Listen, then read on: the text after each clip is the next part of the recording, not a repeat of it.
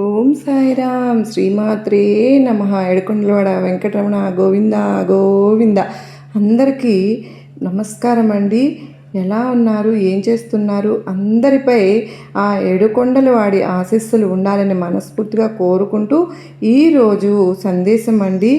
ఆ భగవంతుని సాక్షిగా, ఏడుకొండల వాడి సాక్షిగా నేను ఈరోజు నీకు ఇచ్చేటటువంటి సందేశం ఏంటి అంటే గనుక, బిడ్డ, ఈరోజు నీ బాబా నీకోసం, నీ దుర్గమ్మ నీతో ఏదో చెప్పాలని వచ్చాను. నీకు నీ ఇంటి కులదేవత వచ్చి నీకు అందిస్తున్నారు. నీతో ఏదో చెప్పాలని అంటూ ఉన్నారు. ఈరోజు చాలా కోపంగా ఉన్నారు. ఉగ్రరూపం కూడా దాల్చారు. ఎందుకో తెలుసా? నువ్వు కొన్ని తప్పులు చేసావట, కొన్ని పొరపాట్లు కూడా చేస్తున్నావట, నువ్వు మరచిపోయావట, ఆ తల్లిని గుర్తించడం కూడా లేదంట. అలాగే నీ కులంలో, నీ కుటుంబంలో కొన్ని పాపకర్మలు కూడా జరిగాయట. నీ ఇంటి కులదేవత మీద ఒట్టేసి మరీ చెబుతున్నానమ్మా, ఈరోజు ఈ సందేశాన్ని నువ్వు తప్పకుండా వినాలి, లేకపోతే కష్టాలు తప్పవు అంటున్నారు. నీ చుట్టూ ఒక నల్లని నీడ తిరుగుతోంది. ఆ నీడను వెంటనే తరిమి కొట్టమంటూ ఉన్నారు. లేకపోతే అష్ట కష్టాలు తప్పవట. నిర్లక్ష్యం చేయకూడదట తల్లి. నీ జీవితంలో ఒక ప్రమాదం ఉంది అంటున్నారు. ఖచ్చితంగా నీ కులదేవత ఆశీర్వాదం నీకు కావాలమ్మా. నువ్వు అందుకోవాలి. ఇప్పటికైనా మేల్కొల్కో. మరి నీ కులదేవత ఏం చెప్పాలని వస్తున్నారో ఒక్కసారి విను తల్లి. ఈరోజు సాక్షాత్తు ఆ ఏడుకొండల స్వామి సాక్షిగా నీకు అమ్మే సందేశాన్ని ఇస్తున్నాను. నువ్వు చేస్తున్నటువంటి తప్పు ఏంటి, నువ్వు చేస్తున్న పొరపాటు ఏంటి? కులదైవం అంటే నీ ఇంట్లో నీ పెద్దవాళ్ళు ఎలా అయితే నీ కుటుంబాన్ని కాపాడుతూ, రక్షిస్తూ, సంరక్షిస్తూ ఉంటారో, అలాగే నిన్ను కంటికి రెప్పలా కాపాడుతున్నది. అలాగే నీ కులదేవత నీ కులాన్ని కాపాడుతుంది, నీ వంశాన్ని కాపాడుతుంది, నీ బిడ్డల తరతరాలను కాపాడుతుంది. ఇంటి పెద్దను మర్చిపోతే ఎంత పాపమో, కులదేవతను మర్చిపోతే కూడా అంతే పాపం. నీ ఇంటిని పలకరించకుండా, ప్రేమతో కబుర్లు చెప్పకుండా నిర్లక్ష్యం చేస్తావా? చేస్తే ఎంతటి దుఃఖానికి కారణం అవుతావో తెలుసా? నీ ఇంటి పెద్ద ఎంత బాధపడతారు. నేను ఇంత చేసినా నా బిడ్డ నన్ను ఈరోజు నిర్లక్ష్యం చేస్తున్నారని బాధ కలుగుతుంది, కోపం వస్తుంది కదా. అలాగే నీ కులదేవతను ఎప్పుడు నువ్వు మరచిపోతావు, అప్పుడు ఖచ్చితంగా నీ కులదేవతకు కూడా అంతే బాధ కలుగుతుంది, అంతే కోపం వస్తుంది. ఇంటి పెద్దకు కోపం వచ్చినప్పుడు ఒక్కొక్కసారి నువ్వు ఏం చేస్తున్నా కూడా సరే, నా మాట వినడం లేదు కదా, నన్ను మరిచిపోవట్లేదు, నన్ను తలవడం లేదు, నన్ను పలకరించడం లేదు, ఎందుకు పట్టించుకోవడం లేదు అని చెప్పి ఇన్ని బాధలకు కొన్ని కష్టాలు అనేటివి కొని తెచ్చుకుంటావు. నీ ఇంటి పెద్ద అయితే వదిలేస్తారా? అలా అని కులదేవత కూడా వదిలేస్తుందమ్మా. బాధ నన్ను తలవట్లేదు అనే కదా. మరి నీ తల్లిదండ్రులు ఎలాగో కులదేవత కూడా అలాగే. మళ్ళీ తర్వాత కొద్ది రోజులు నువ్వు బాధపడే బాధలు చూడలేక నీ ఇంటి పెద్దకి, మీ అమ్మకి, మీ నాన్నకి ఎలా అయితే నీ మీద మళ్ళీ కరుణ పుట్టుకొస్తుందో, అలాగే నీ కులదేవతకు కూడా కరుణ పుట్టుకొచ్చింది. నా బిడ్డలు బాధపడుతున్నారు అని చెప్పి బాధపడుతుంది.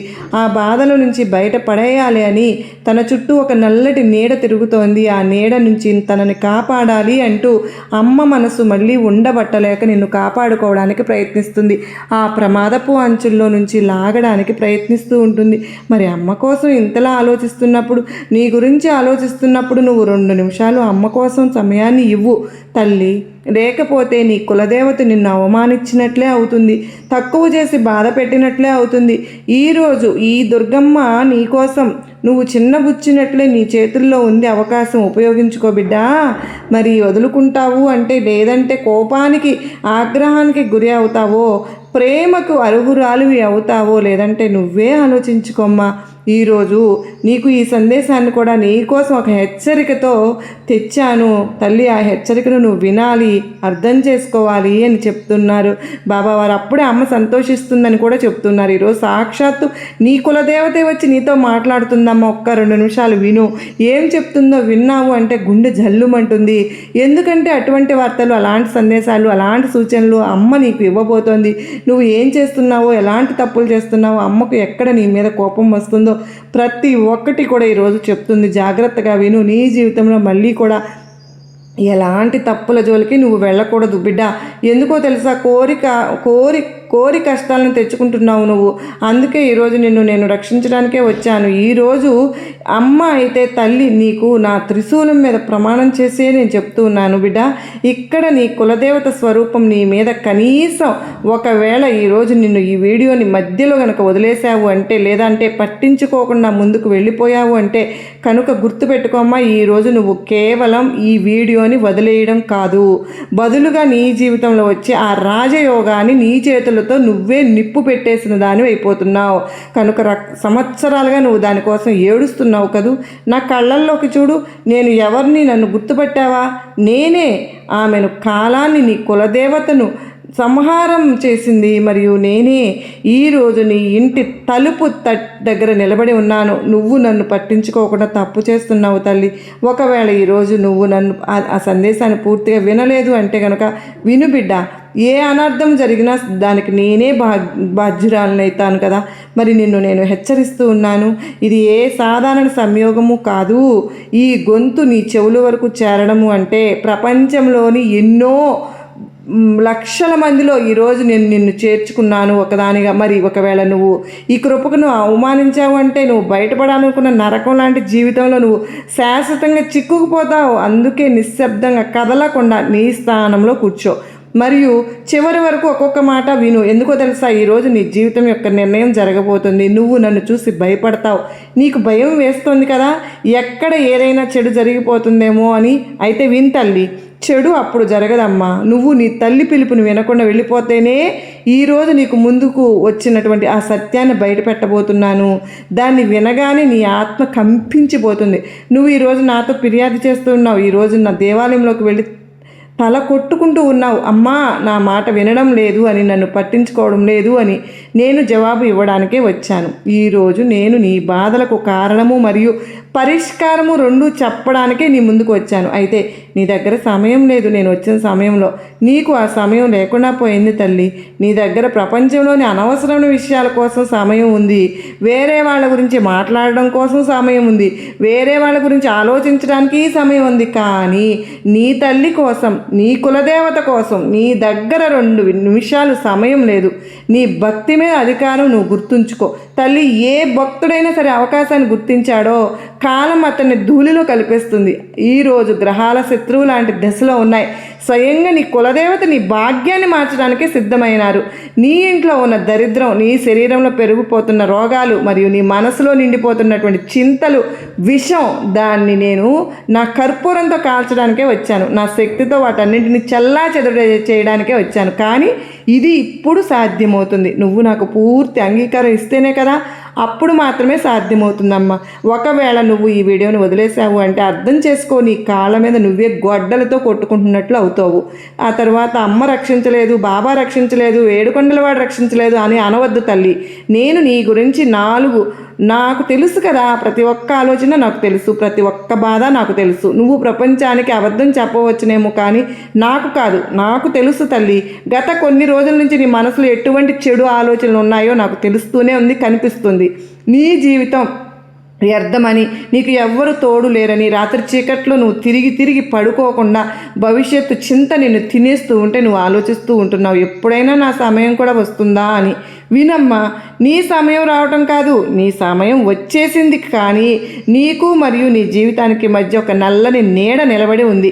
అలాంటి ఒక నీడ, నీతో ఏదో నకారాత్మక శక్తి, అలాంటి ఒక నెగిటివ్ ఎనర్జీ నీ చుట్టూ ఉన్నవాళ్ళు అసూయ పుట్టించి, కడుపు మంట నుంచి పుట్టింది, కళ్ళల్లో నుంచి పుట్టింది, వాళ్ళ ఏడుపుల నుంచి పుట్టింది. నీకు అనుభూతి కాలా? నీ పనులు దాదాపుగా పూర్తయ్యే లోపే అకస్మాత్తుగా పాడైపోతున్నాయని, చేతికి వచ్చిన డబ్బు నీళ్లలాగా మారిపోతుందని, ఇంట్లో కారణం లేకుండా కలహాలు వస్తున్నాయి, జరిగిపోతూ ఉన్నాయి. ఇవన్నీ ఏంటి? ఇవన్నీ ఆ చెడు లక్షణాలే కదా. వాటి ప్రభావం వల్ల నిన్ను నా నుంచి, నాశనం నుంచి కోరుకుంటున్నది తల్లి. అది నీ ఇంటి మూలలో దాక్కుని ఉందమ్మా, నక్కి ఉంది. దాన్ని తీసి బయటకు తరుము, దూరంగా పారద్రోలు. మరియు ఈరోజే, ఇప్పుడు ఈ క్షణమే నేను ఆ దృష్టిని, ఆ బంధాన్ని కోసేయడానికే వచ్చాను. కానీ నువ్వు ఈ వీడియోను పూర్తిగా చూడకపోతే ఆ రక్షా కవచం నీకు దొరకదు.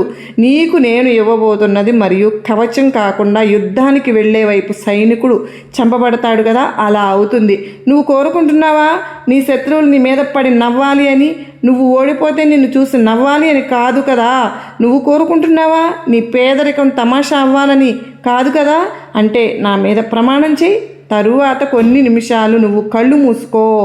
నువ్వు కళ్ళు కూడా మూసుకోకముందే జాగ్రత్త పడు. నీ కులంలో నీ కుటుంబంలో కొన్ని అలాంటి పాపకర్మలు జరిగాయి, కొన్ని పితృదోషాలు నీ పురోగతిని ఇనుప గొలుసులాగా బిగించి ఉన్నాయి. నువ్వు ఎంత కష్టపడినా, ఎంత చెమట చిందించినా కూడా, నేను కష్టపడినా కోసే వరకు కూడా నువ్వు ఒక్క అంగుళం కూడా ముందుకు అడుగు వేయలేవు బిడ్డ.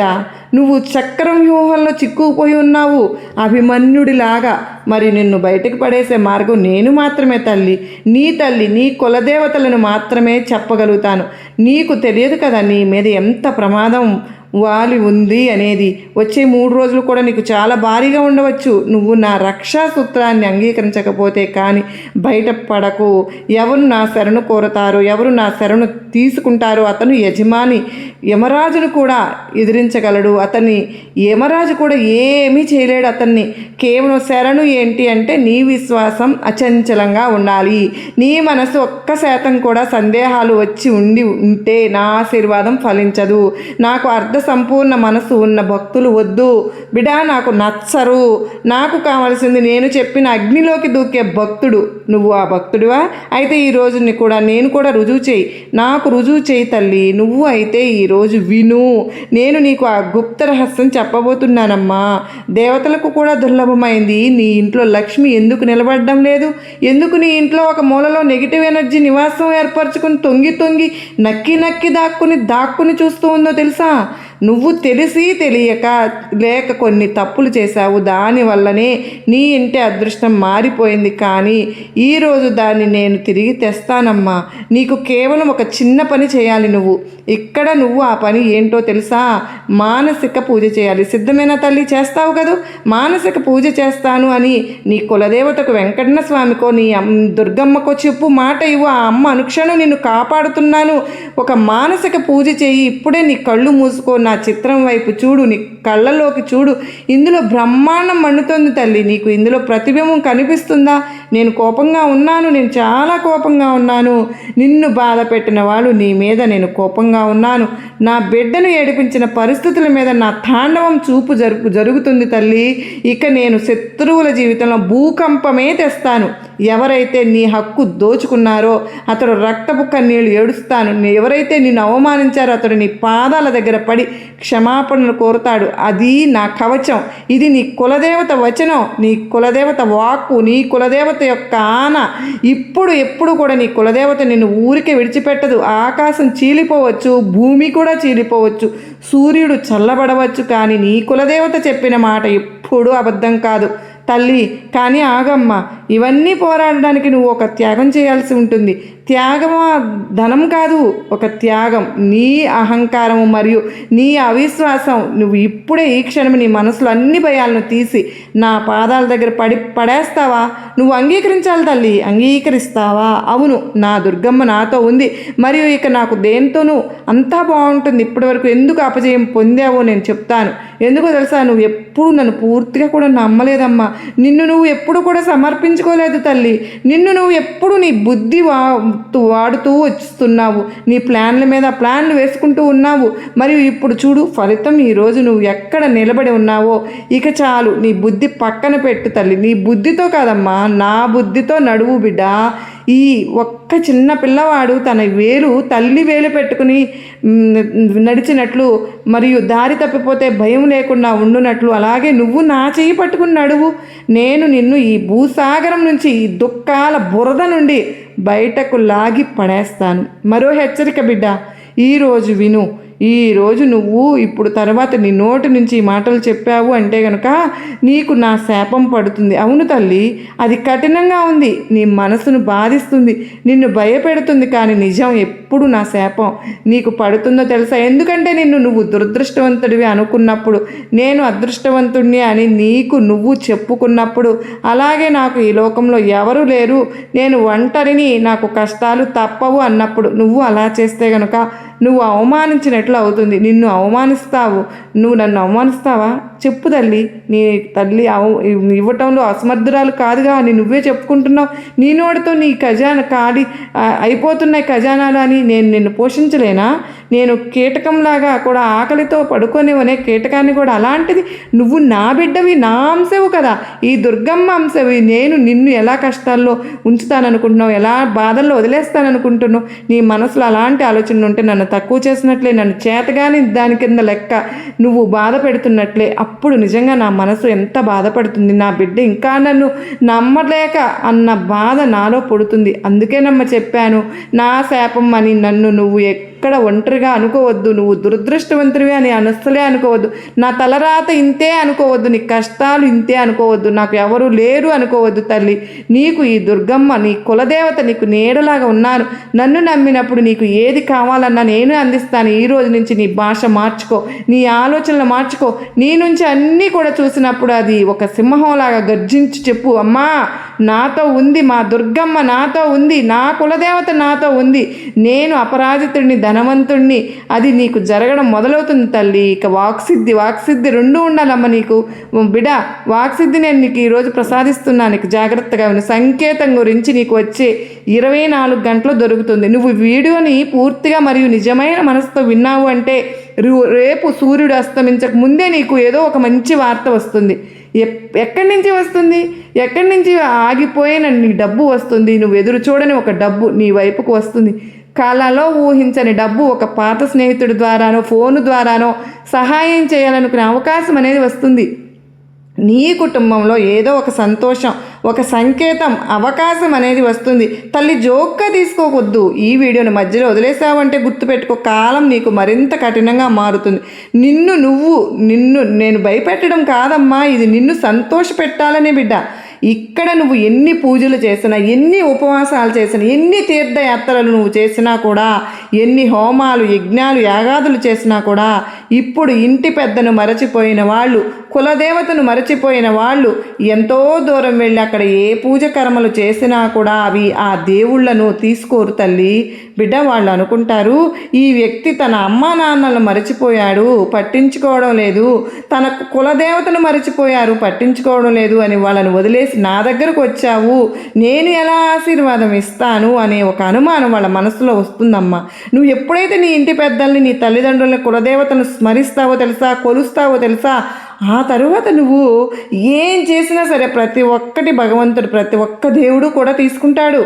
ఎవరైనా కావచ్చు, దుర్గమ్మ కావచ్చు, బాబా వారైనా అవ్వచ్చు, ఏడుకొండల వెంకటేశ్వర స్వామి అవ్వచ్చు, కులదేవత ఎవరైనా కావచ్చు తల్లి. వారు ఇష్టదైవం, నీ ఇష్టదైవం ఎవరైనా సరే, నేను నీతోనే ఉంటాను. నీ కులదైవాన్ని ఎప్పుడు మర్చిపోకు. నీ కన్న తల్లిలాగా కులదైవం అంటే జాగ్రత్త అంటూ ఈరోజు అమ్మవారు బాబావారు కలిసి చాలా చాలా అత్యద్భుతమైనటువంటి ఒక సందేశంతో ఈరోజు మనకు వినిపించడానికి ఆ ఏడుకొండల స్వామి మీద ఒట్టేసి మరి అయితే చెప్పారు కదండి.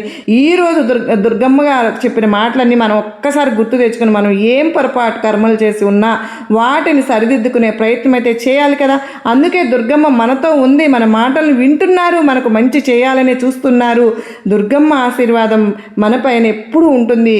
ఆ తల్లి దయ వలన మనం ఎప్పుడు కూడా సుఖంగా సంతోషంగా ఉంటాము.